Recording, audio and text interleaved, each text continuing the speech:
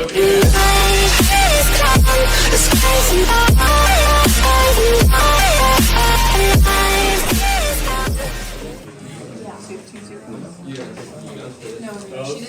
said what? Tres. Quattro. Okay.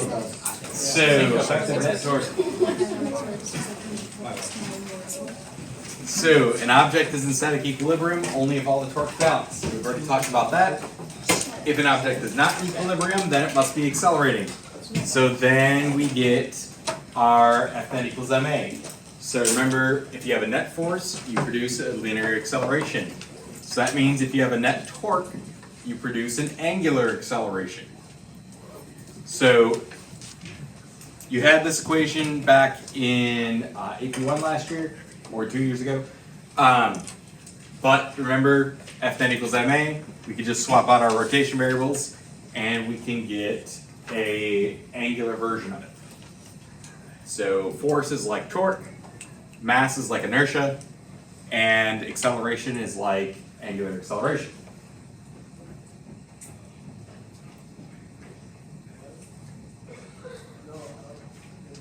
And this is on your formula chart. You could be like moving and still be in equilibrium, Yes, constant like with velocity. velocity.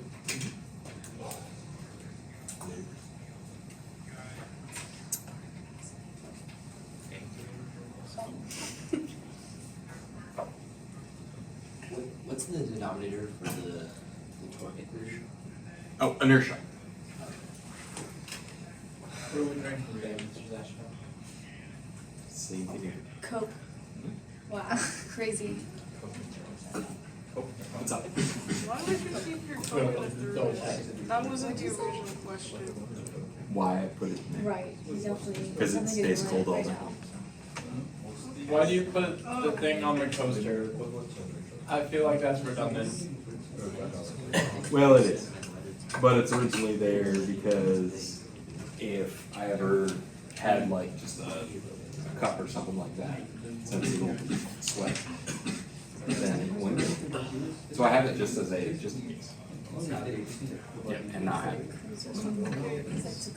Why would you wait inertia to be like the mass? in So, this for something moving linearly, mass affects how hard it is to get it to continue to move or to get it to move in the first place. Oh, okay. And inertia is the same thing for rotation. But The difficulty it is to get it to rotate. wait. But mass is just mass, right?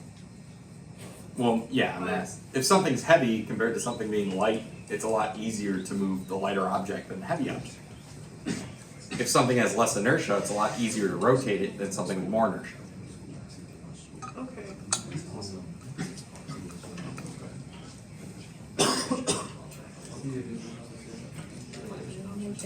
Okay, so an example would be something like this. I know, that's why you. So we have a beam that has a length L and a mass M pinned to a hinge at one end. Determine the beam's angular acceleration. Moment of inertia for the rod is 1/3 ml squared. So remember, a lot of times if you need inertia, they'll usually just give it to you. And usually we're just talking about common objects. So in this case, it's just a rod. So 1/3 ml squared. So we know that torque net is, well, the alpha is equal to torque net over inertia. So once we have that, our torque here, what is giving us torque? The mass?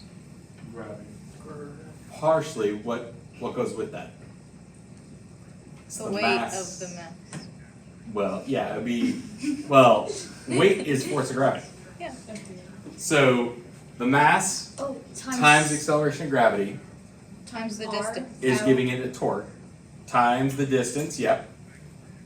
Now, in this case, where is that torque being applied from that metal bar? Is it at the pivot? The center of mass. At the center of mass for the bar. So that would be L over 2, right? Okay, so we're getting a torque right here at the center. That's trying to make it go down, so it's trying to make it rotate. So we would say mg cosine theta. And then multiply by the distance that is being applied, so that'll be L over 2. And we divide that by our inertia. And here our inertia is 1/3 ml squared. So, whoops. Yeah. So force of gravity is going to be straight down, but it's not actually, we would have a torque being straight down, but it's not straight down. It's actually at an angle of this theta. So we need to figure out what that theta is. So that's why we're going to use cosine here.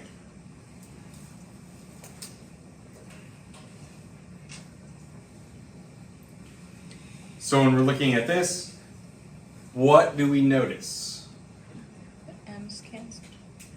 Yeah, even though I did put this as a capital M, that one should be capital there. But the M's will cancel out, and what else? The L.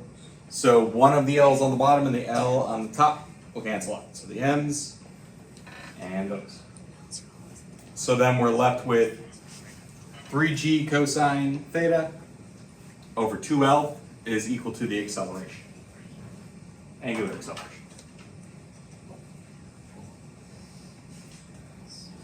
Any questions there? Very, very nice.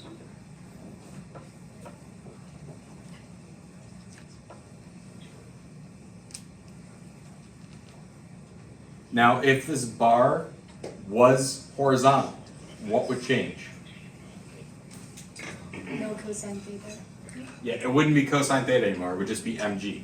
Because now that torque is straight down. And remember, when we're talking torques, it's only in the direction of the, it's gotta be parallel, perpendicular to the object. There we go, can't tell. No, I'm out of it. Yeah. What if the hinge was one of the types of hinges where there's enough, like it doesn't allow the rod to slip down with just gravity? What Oh. about if